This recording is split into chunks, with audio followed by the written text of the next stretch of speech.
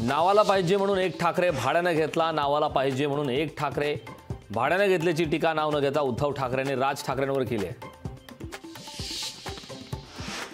मुंबई महापालिकेने घाटकोपरमधील पंतप्रधान मोदींच्या रोड शोसाठी 5 ते 10 कोटींचा खर्च, उद्धव ठाकरेंचा गंभीर आरोप।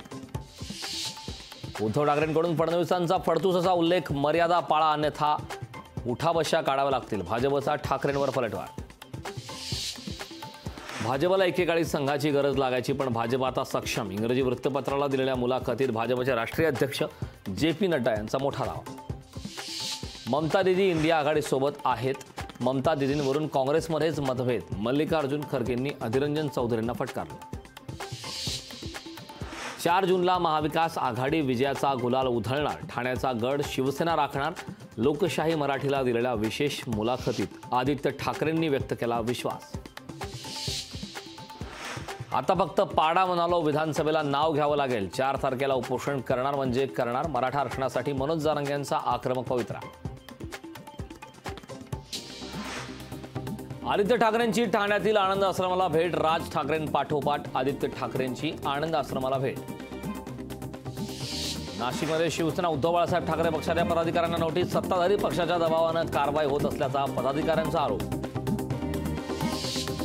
साताऱ्यात शिवसेना उद्धव बाळासाहेब ठाकरे पक्षाचे शिवराज टोणपेवर विनयभंगाचा गुन्हा, टोणपे यांच्यासह 6 जणांवर मारहाण, विनयभंगाचा गुन्हा दाखल। पंढरपूरमध्ये 2 जूनपासून विठ्ठलाचे पदस्पर्श दर्शन होणार सुरू, विठ्ठल रुक्मिणी मंदिर समितीच्या बैठकीत निर्णय, मंदिराचे जतन आणि संवर्धनासाठी पदस्पर्श दर्शन होते बंद। अमरावतीच्या वडनेर गंगाईच्या नागरिकांना गढूळ पाण्याचा पुरवठा, दूषित पाणी पुरवठा होत असल्यानं नागरिक संतप्त। देवगडच्या जामसंडे गावात 25 ते 30 विहिरींची पाणी पातळी वाढली, ऐन उन्हाळ्यात विहिरीतील पाणी पातळी वाढल्याने नागरिक समाधानी।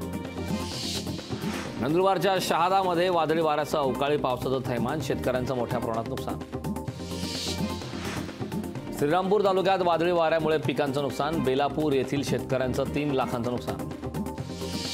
इगतपुरीत गोदान एक्सप्रेसच्या डब्याखालून धूर, लायनर ओव्हरहीट झाल्याने निघाला धूर, गाडी आणि चालकाने प्रसंगावधान राखत थांबवली गाडी।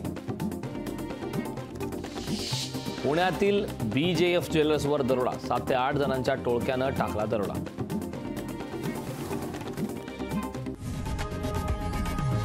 लोकशाही मराठी ऐका, पहा, जागरूक रहा।